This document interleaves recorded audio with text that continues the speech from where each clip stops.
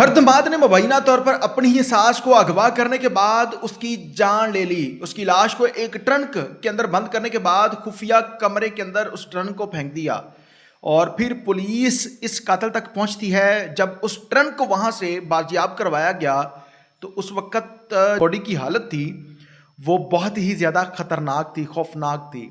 वाकया कहां पर रूनमा होता है और घर दामाद ने ऐसा काम क्यों किया, लालच क्या था या सास के साथ दुश्मनी क्या थी, तमाम तर तफसीलात हैं क्या और ये शख्स पकड़ा कैसे गया, तमाम तर तफसीलात बताएंगे आज के इस व्लॉग में। नाज़रीन, आप देख रहे हैं मेरा डिजिटल चैनल, मैं हूं आपको उस्मान उमर अली। एक ऐसा दर्दनाक वाकया आप लोगों के सामने रखने जा रहा हूं जिसे सुनने और देखने के बाद यकीनन आप कानों को हाथ लगाएंगे कि लोग नमक हरामी करते वक्त ज़रा जितना नहीं सोचते कि हम ये कदम उठाने जा रहे हैं, हमने इस घर का नमक खाया है, और फिर उसके बाद वो काम करते वक्त जो है इनके दिल में खौफ भी जो है वो नहीं होता।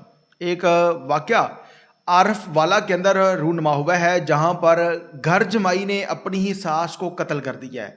उसे मारने के बाद मुबैना तौर पर उसकी डेड बॉडी को एक ट्रंक जिसके अंदर हम कपड़े रखते हैं, कोई चीज़ें वगैरह रखने के लिए उस ट्रंक को इस्तेमाल करते हैं, उस ट्रंक के अंदर उसकी डेड बॉडी को रखने के बाद ऊपर से उस ट्रंक को बंद किया और उसने अपने ही घर के अंदर एक खुफिया कमरा बना रखा था जिसका दरवाज़ा सुरंग नुमा था, ज़मीन के अंदर उसके अंदर फेंक दिया। बड़ी आसानी के साथ अपने काम पर चला गया। वो पैसों का लालच था, फिर उसके बाद उस पैसों को इस्तेमाल करता रहा। जब वो सास अपने घर पर नहीं पहुंचती तो फिर पुलिस को इतला दी जाती है। अब होता कुछ यूँ है कि वो जो सास थी इस बंदे की, उसे ये शख्स कहता है जो घर जमाई था कि मैं आपको एक भैंस लेकर देता हूँ। भैंस जो है वो बड़ी ज़बरदस्त है, आप पैसे लेकर आएँ और आपने जिस ट्रक के ऊपर इसको गाड़ी के ऊपर लोड करना है वो भी नहीं लेकर आनी, वो भी मैं खुद आपको लेकर दूंगा। यहाँ सास ने बगैर किसी को बताए घर से पैसे पकड़े। उसके पास 1 तोला जेवर था, 6 लाख रुपए की टोटल रकम उसके पास थी। वो घर से निकलती है और इसी शख्स के पास चली गई। आरफ वाला के करीब एक बाईपास है जहाँ पर उसे बुलाया जाता है, वहां से उसको अगवा कर लिया गया। अगवा करने के बाद मुबैना तौर पर घर दामाद ने अपनी ही सास को बेरहम तरीके के साथ मौत की घाट उतार दिया। फिर उसके बाद उसकी डेड बॉडी को ठिकाने लगाने के लिए एक ट्रंक लिया, फिर उसके अंदर उसकी डेड बॉडी को रखा। ऊपर से बंद करने के बाद उसे एक सुरंग नुमा कमरा जो खुफिया तौर पर बनाया गया था, जो तय खाने में मौजूद था, उसके अंदर उसे फेंक दिया और मामूल के मुताबिक अपने काम पर चला जाता है।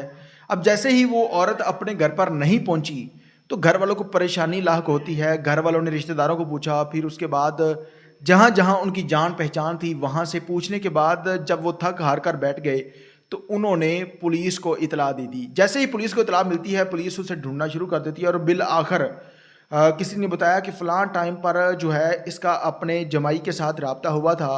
जब वो नंबर का डाटा लिया गया तो लास्ट जो कॉल थी इसकी अपने उसी दामाद के साथ थी। उससे पूछा तो वो कहता है कि मुझे इस बात का इल्म ही नहीं है कि वो कहाँ पर चली गई है। जिसके बाद फिर आप लोग जानते हैं कि फिर पुलिस के आगे कोई चीज़ टिक नहीं पाती। जो शख्स गलत होता है वो ज़्यादा देर तक जो है वो पुलिस को सफाइयाँ नहीं दे सकता, वो पकड़ा जाता है। अब जैसे ही फिर पुलिस ने अपने रवायती तरीक़ेकार के मुताबिक इसे इंटेरोगेट किया तो वो ये शख्स जो है वो मान जाता है, कहता है कि मैंने उसको मार दिया। पुलिस वाले पूछते हैं कि क्यों मारा है। ये कहता है कि मुझे लालच था, इसके पास 6 लाख रुपया था, 1 तोला जेवर था, मैंने सोचा कि मैं इसे मारने के बाद वो हड़प कर लूँगा, अपनी ज़रूरियात ज़िंदगी के मुताबिक वो तमाम तर ज़रूरियात को पूरा कर लूँगा, लेकिन मुझे इस बात का इल्म नहीं था कि पुलिस मेरे तक पहुँच जाएगी। फिर पुलिस ने उसे वहाँ से पकड़ा।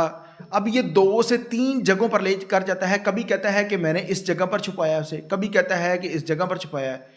फिर पुलिस ने जब अपने रवायती तरीक़ेकार के मुताबिक उसे इंटेरोगेट किया तो वो शख्स मान जाता है और कहता है कि मैंने अपने घर के अंदर एक सुरंग नुमा कमरा है जहाँ पर उसे रखा हुआ है।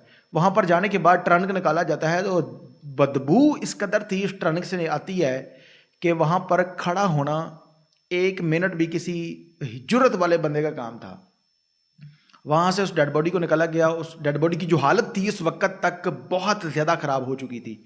पुलिस ने पीएफएस से फोरेंसिक की टीमों को बुलाने के बाद पोस्टमार्टम के लिए इस डेड बॉडी को मुतल्लिका अस्पताल पहुंचाया।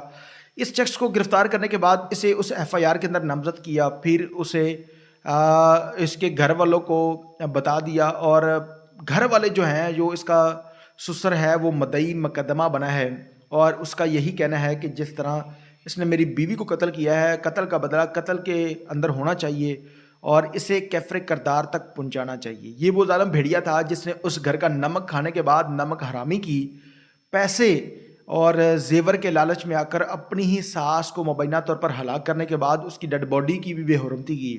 इसलिए कभी भी किसी शख्स के ऊपर यकीन ना करें। हम लोग ये सोचते हैं कि शायद जिस तरह लोग कहते हैं कि कत्ल कभी छुपता नहीं है या लालच बुरी बला है, बहुत सारे लोग ये सोचते हैं कि शायद ये महज बातों की हद तक है, लेकिन हकीकत तो ये है कि ये हकीकत है। आप लालच करेंगे, अगर लालच में आकर अगर आपने कोई ऐसा काम कर लिया तो आप बच नहीं सकते, आप पकड़े जाएंगे।